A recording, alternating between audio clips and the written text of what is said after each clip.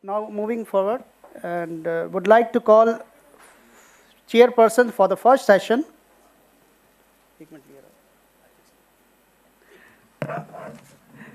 Would like to call Dr. Rajendra Prasad sir for chairperson. Dr. Amit Singh sir, Dr. Mohit Bhatia sir, and Dr. Sanjay Kumar sir from BHU.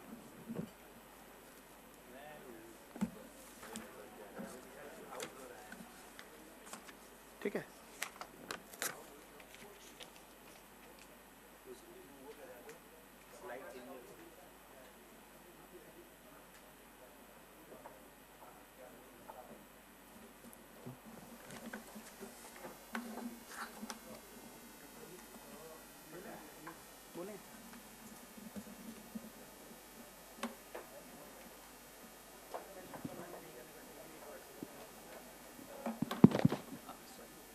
So good evening again, and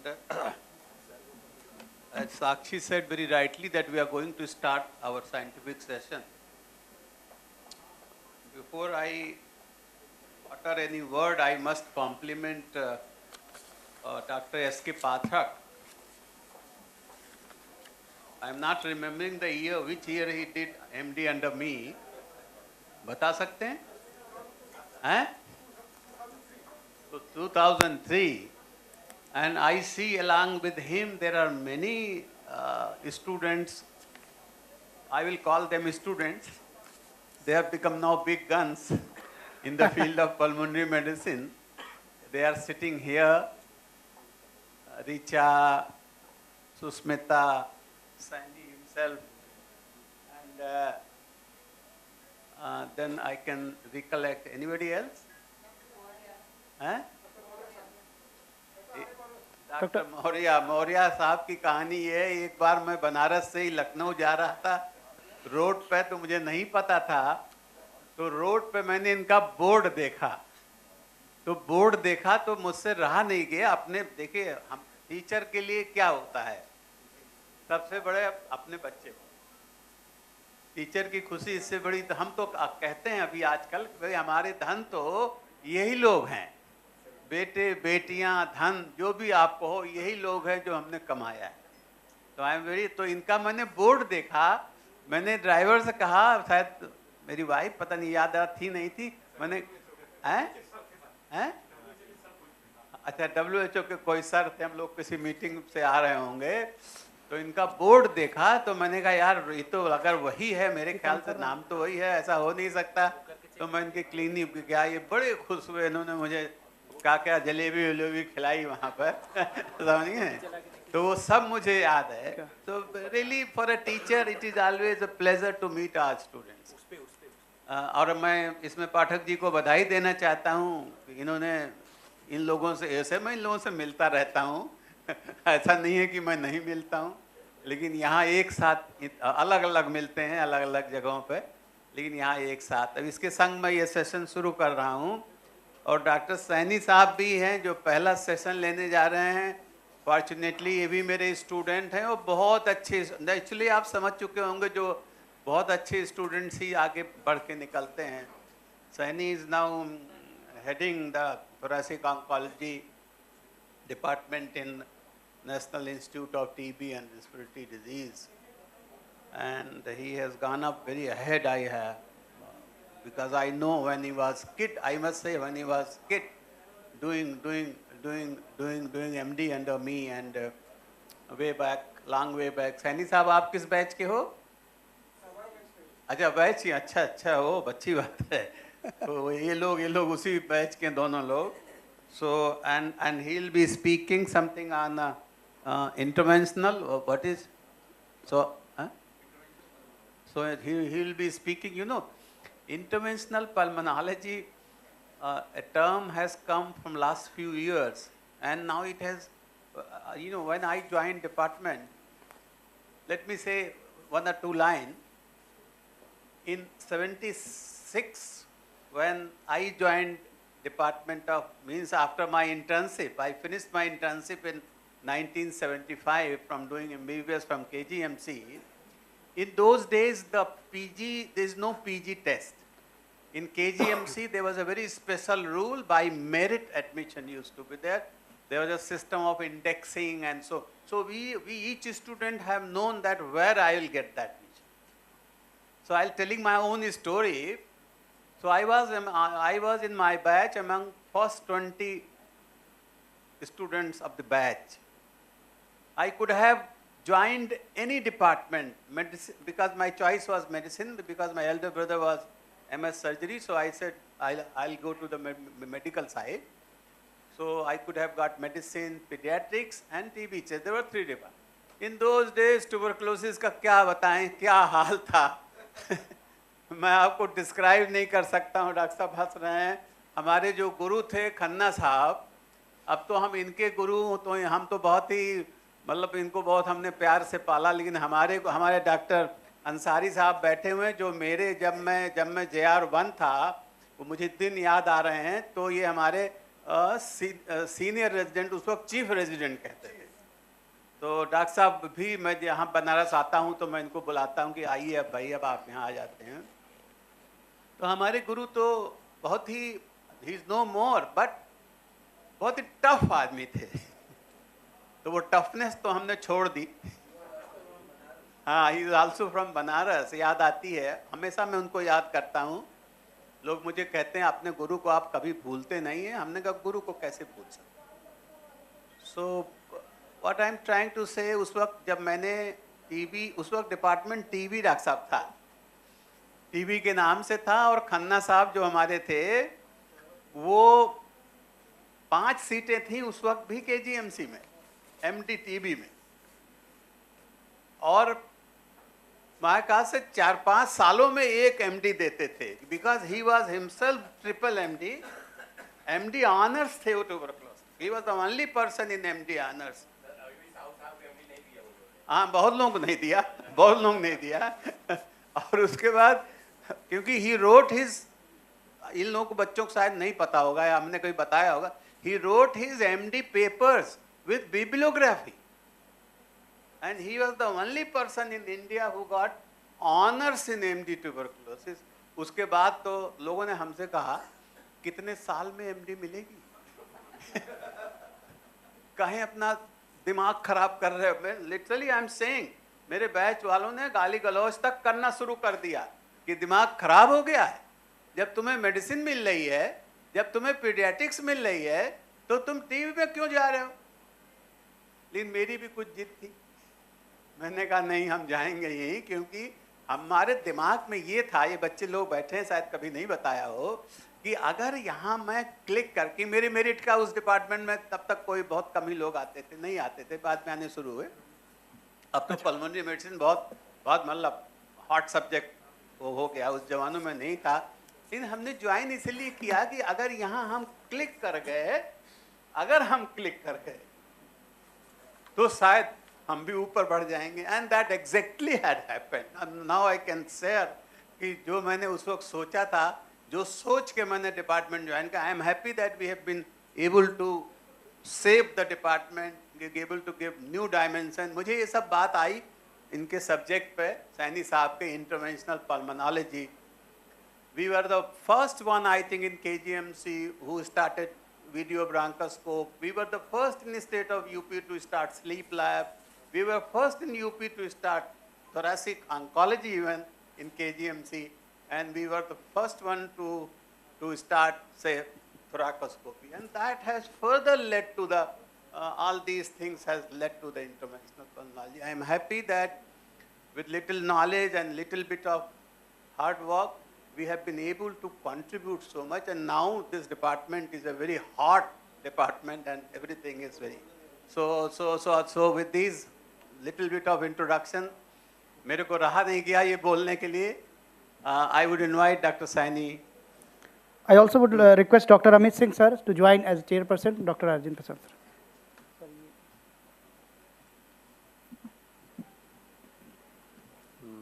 Thank you, sir. At the very outset, I thank Dr. Sanjay Pathak, my friend, for giving me this opportunity. And it's my privilege to speak in front of my mentor, Professor Rajendra Prasad sir, who taught me basics of lung cancer and bronchoscopy during my MD 25 years back.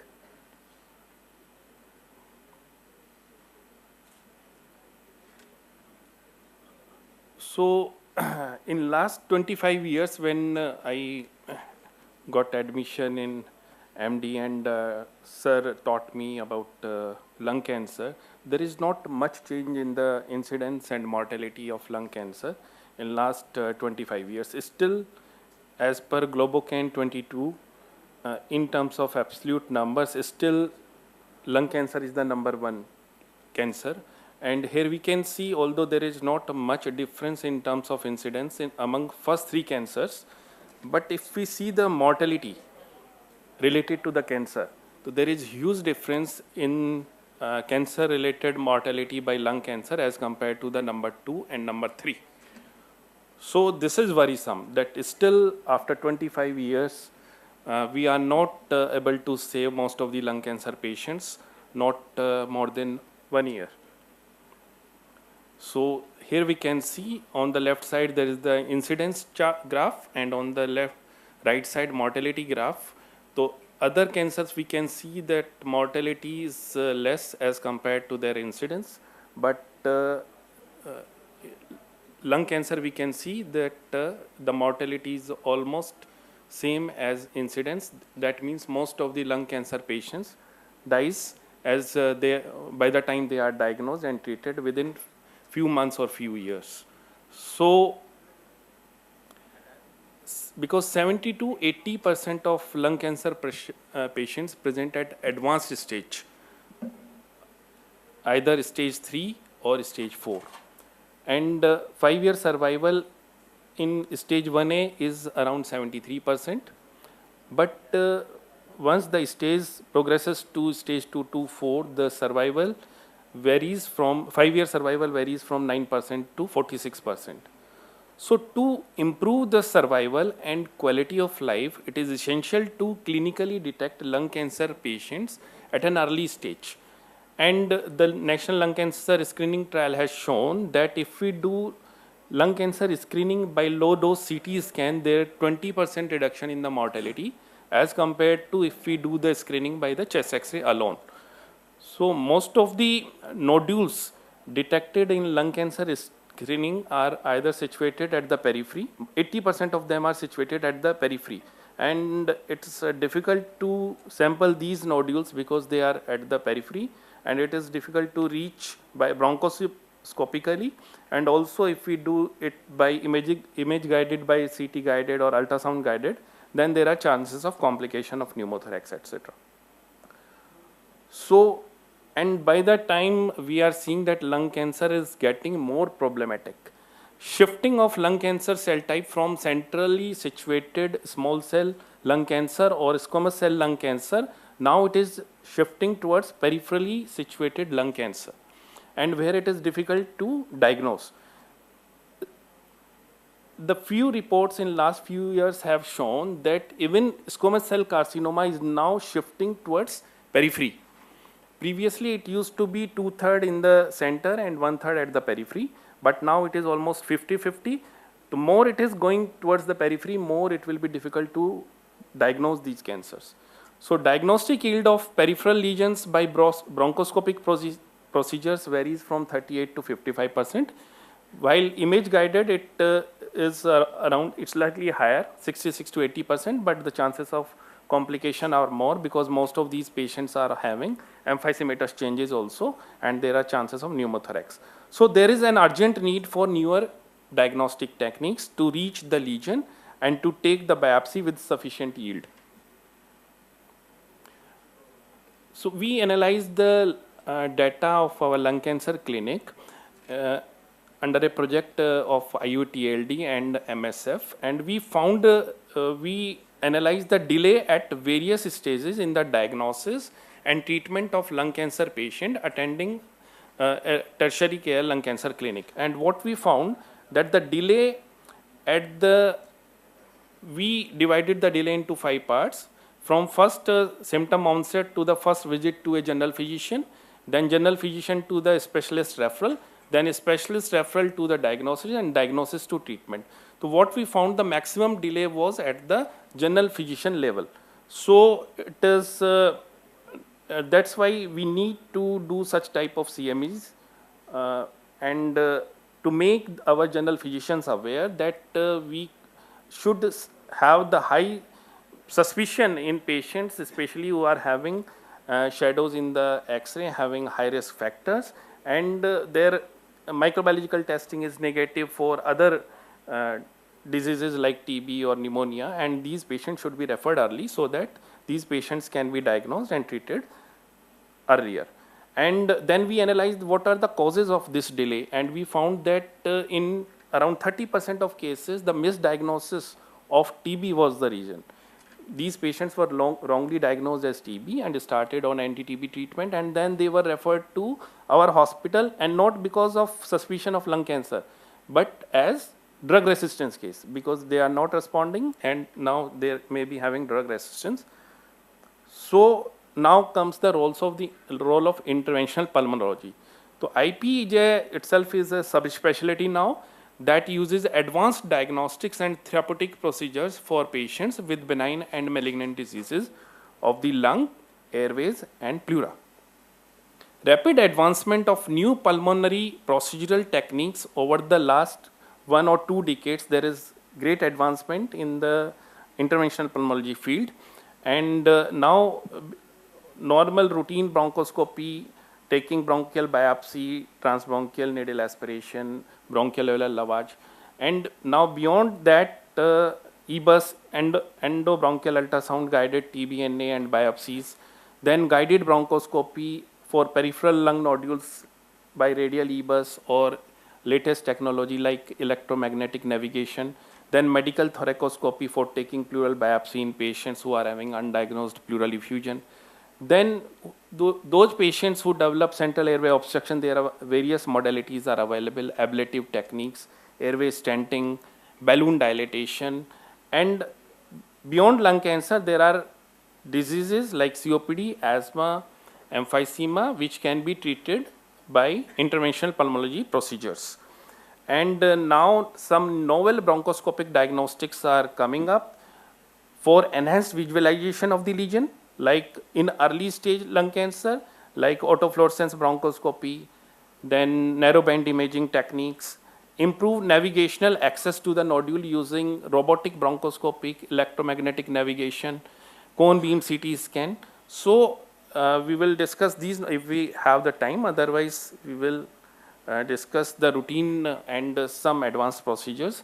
EBUS is a bronchoscopic technique that uses ultrasound to visualize structures within the airway wall, lung, and mediastinum. EBUS is different from EUS. While both are used for diagnosis of mediastinal lesions, EBUS is performed during bronchoscopy, while EUS is performed while doing the gastrointestinal endoscopy. Another procedure is EBUS, EUS-BFNA. It is the procedure when we are doing evaluating the esophagus, evaluating the mediastinum through esophagus using EBUS scope by a pulmonologist. So that is called EUS-BFNA. So there are 2 types of EBUS. One is radial EBUS, another is convex probe EBUS. Radial EBUS has higher resolution than convex probe EBUS, and so airway structures and parenchymal lesions are visualized in a better detail by radial EBUS because they have higher resolution. Unlike convex probe EBUS, radial EBUS cannot be used to biopsy target lesion in real time because we have to remove the radial probe and then we have to perform the procedures for taking the biopsy.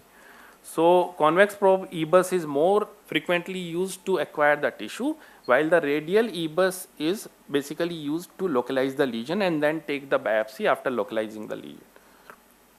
So this first one we can see, this is the radial probe EBUS, and in this we localize the peripherally situated nodule, and then after removing the probe and we do the sampling using the forceps or brush or then ball, or now we can use the cryo probes also to take the biopsy, and this is the convex probe EBUS here we can see. So there are various mediastinal lymph nodes. Some lymph nodes can be accessed by the EBUS, some can be accessed by the EUS, and remaining can be accessed by other surgical procedures. So most of the lymph node we can access using EBUS or EUS BFNA. So now we will see this case. This 66-year-old male patient, a smoker, presented with the breathlessness, cough expectoration, hemoptysis, and this was the X-ray at the time of presentation. We can see there is a nodule in the right lower lobe. So CT was done. We can see a cavitating nodule in the right lower lobe, and the staging was 3A. Then further, because the lesion was having very brief contact or narrow contact with the chest wall, that's why the radial EBUS was performed. And after localization of the lesion, here we can see this was circumferentially situated lung nodule or lung mass, and so this type of nodule can be easily sampled using the radial EBUS.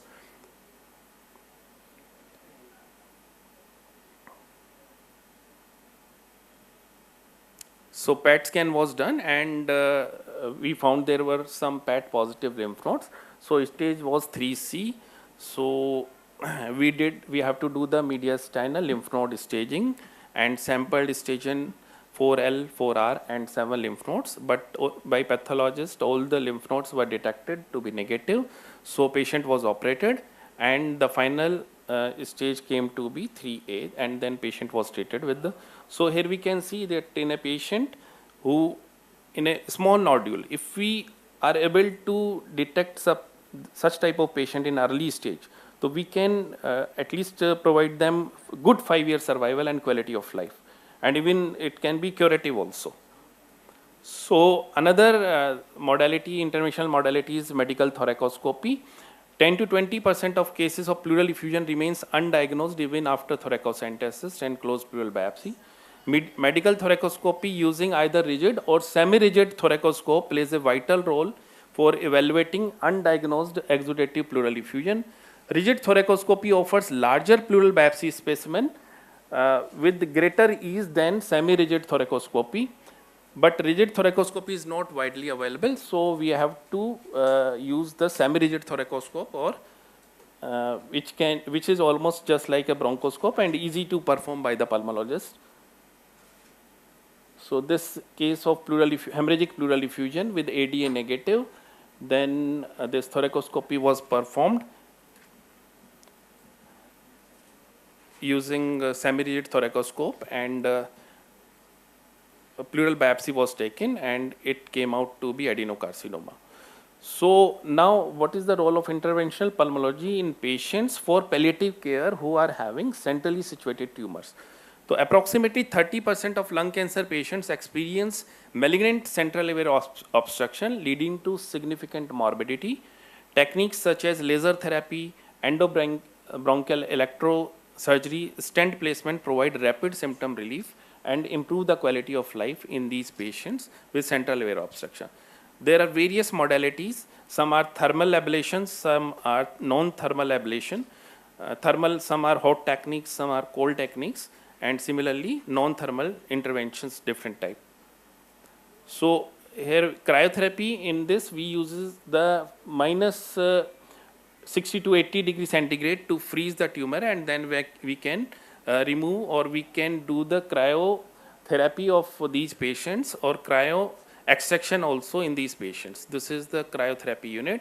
These cryoprobes of various sizes available. Using these cryoprobes and freezing the endobronchial tumor which is causing the central airway obstruction, we can remove the obstruction by this cryo extraction of the centrally situated tumors. Another method of central airway obstruction treatment is laser therapy. Laser is absorbed by the tissue, water temperature in the tissue raised to 100 degrees centigrade, and it vaporizes, and there will be cell shrinkage and death, and later on this either patient cough it out, or in the later on we can remove it by using some cryotherapy or some other equipment. So similar way, another such type of modality is the argon plasma coagulation. it uses 3 different type of probes depending upon the type of lesion. We can have the front shooting, then circumferential shooting, and the side shooting type of APC probes.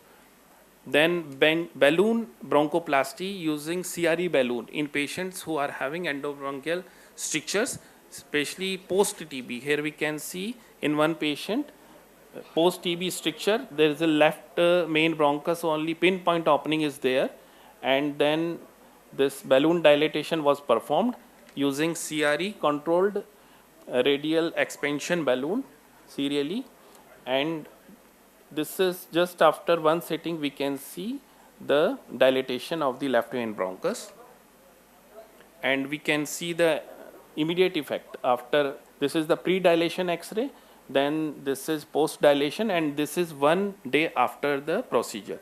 So in this way, if we have such type of interventional modality available, so we can save the lung, because most of the patients after some time, because if this lung remains chronically collapsed, then even after the procedure this lung will not be expanded.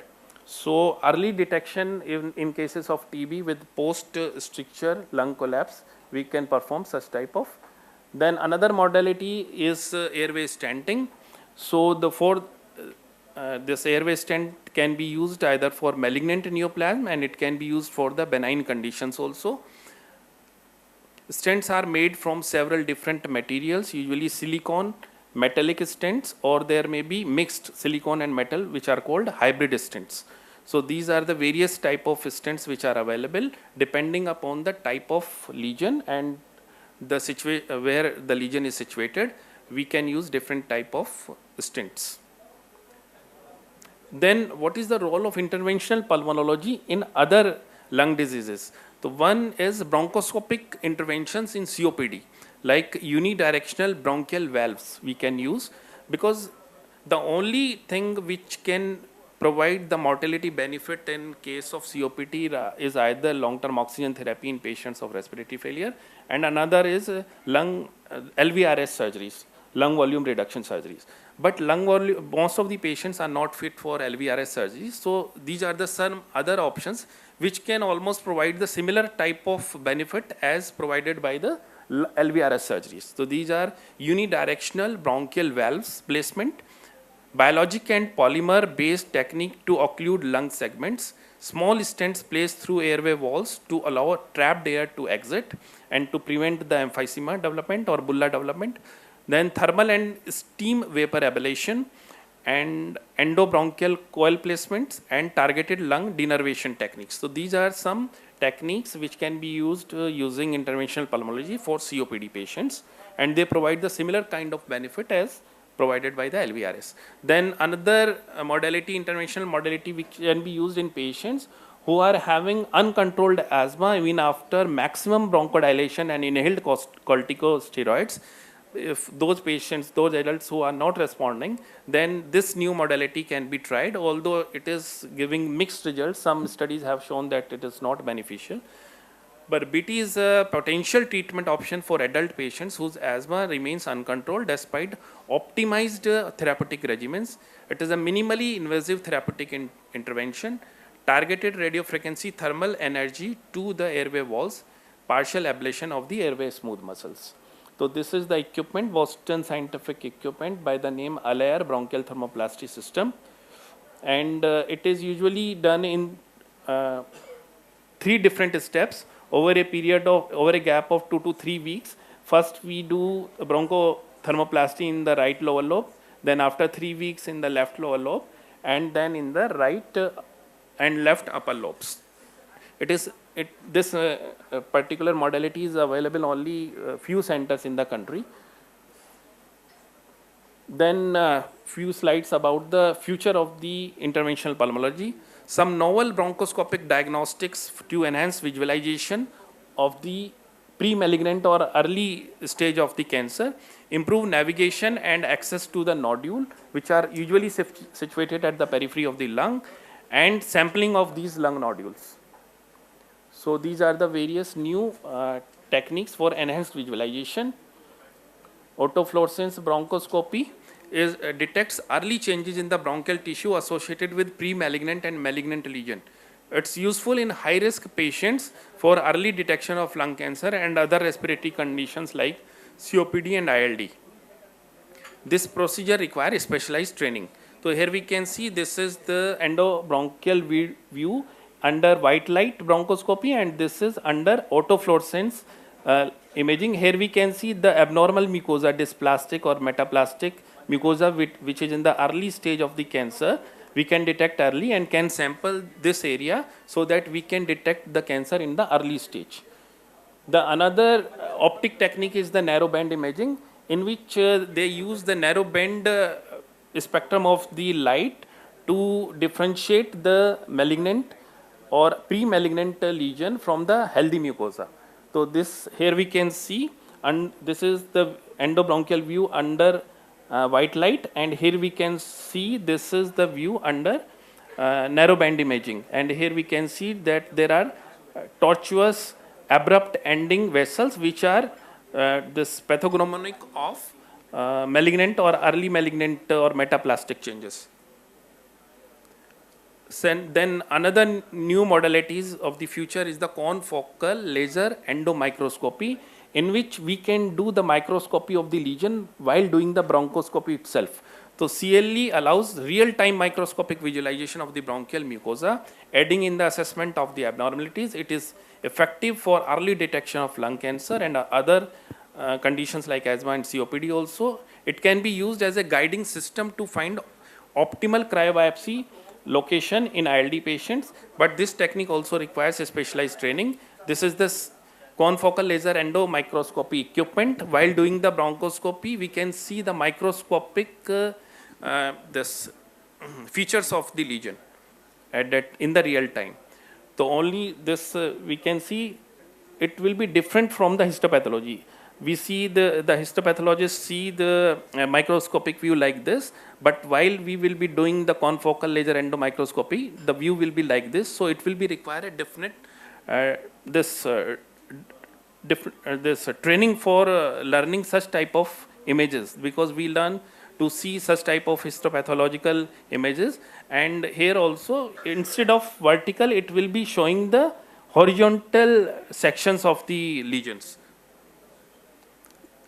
Then another this Saini, try to summarize. Yes, the yes. time is up. Last few slides, sir. So here we can see in the real time how different type of lesion will look in the confocal laser endoscopy. This is the real time view of the malignant nodules. Similarly, we can differentiate the different type of ILDs using confocal laser endomicroscopy technique. Another similar technique is the optical coherence CT tomography. It is just like real-time CT scan while doing the bronchoscopy. So again, this will show this type of pictures, and normal histopathological pictures I like this, and for different type of lesion, for dysplasia, metaplasia, and this is the OCT type of when we will be doing the OCT in real time. Then there are certain improved navigation to access like ultra thin bronchoscopy, which can reach up to the peripheral lesion. Then electromagnetic navigation, I will be rushing through these slides. Then cone beam CT scan, all these modalities are to reach the peripheral pulmonary nodules accurately so that we can take the accurate sample and detect the lung cancer at the early stages. And this is the robotic bronchoscopic, like most of the surgeries are being done now by robotics. Similarly, in the future, the bronchoscopy will be done by the this robotic bronchoscopic suites. So early suspicion and referral to advanced interventional pulmonology center can help in early diagnosis and treatment of lung cancer and other respiratory diseases. Technical challenges such as limited access to peripheral lesion and inadequate visualization can impact the diagnostic yield. By recognizing and addressing the challenges through integration of advanced interventional pulmonology technologies, we can optimize the diagnostic process of bronchoscopy and improve the patient outcome and quality of life. Thank you, sir. Thank you, Dr. Saini, for really summarizing all the interventional pulmonology areas. Even you touched the future and has shown the path that how it is going to behave in future. And really the term which was started not very back, long back, but it started very soon, that it is progressing very well. Now what I can say that the pulmonology, therefore now, about 30 years back, it was nothing, but now it has grown in leap and bounds. So thank you, Dr. Saini. Yes. Now, if there is any question, quickly, yes, Dr. Gupta.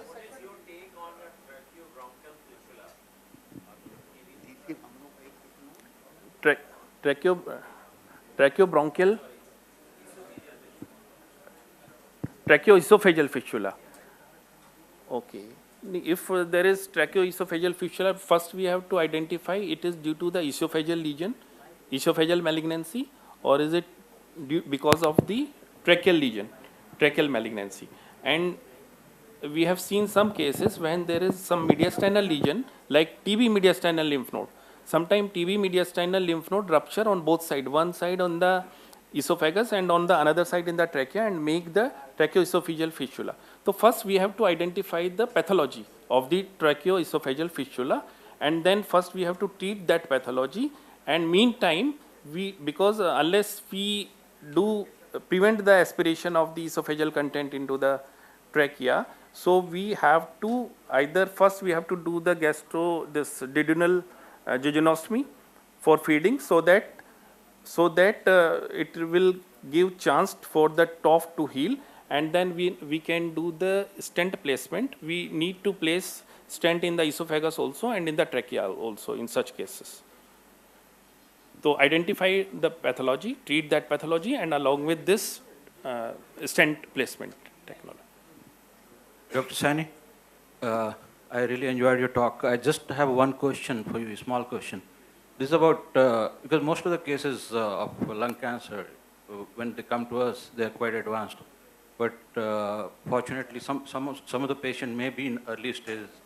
So what would be your approach for in a patient who has come with a T1 or T2 lesion in the lung, how aggressive you are in the mediastinal staging, because that's what is going to decide about your treatment strategy. Otherwise, I see means they just subject them for chemotherapy for no reason when they should not have. So, yes, nice question, sir. Actually, we are running lung cancer clinic at our institute for almost 20 years, and before that, I learned lung cancer management at KGMC under Dr. Rajendra Prasad sir also. And we have seen that we have thoracic surgery department also, and our thoracic surgery department always says to us that you are not referring the lung cancer patient for surgery to me, because we are not able to give him 5-6 patients in a year in early stage patients. So once we have some early stage patient, so we are usually very aggressive. Our surgeon is also, he cancel all his patients for that patient, and we also postpone all bronchoscopies, and we do the mediastinal lymph node staging if it's required after discussing our tumor board. First we discuss in the tumor board, and whatever is required is done on the priority, whether it is EBUS mediastinal lymph node staging or whether patient requiring surgery. which one do you prefer, this EVAS or the surgical mediastinoscopy and staging? Now EBUS along with EUS is the gold standard. Okay. Well, for doing the mediastinal lymph node staging. Pathological staging is mostly done with the surgical one, which is the gold standard, because if you really see the sensitivity and the specificity. Now there are ample evidence that if you combine EBUS and EUS, and we can access most of the lymph nodes. Even if some lymph nodes we are not able to access, only then we can take the help of the surgeon. But there are now sufficient evidence, provided that the operator who is doing the EBUS is sufficiently trained in doing the mediastinal lymph node staging. So I think there is no other question. before I thank Dr. Saini, I would like to share one of the cases what Dr. K.K. Gupta has asked. I have reported that also. It was the lymph node, tuberculous lymph node, cageating into the, say, trachea. So it has produced a lymphotracheal fistula. Luckily, it was tuberculous. So it was all treated with anti-TB drugs. I have reported that case, a big hole, but everything has responded to ATT. So that's why we very clear what is the cause, then how then you have to manage. Thank you, Dr. Saini, for a beautiful lecture. Thank you, sir.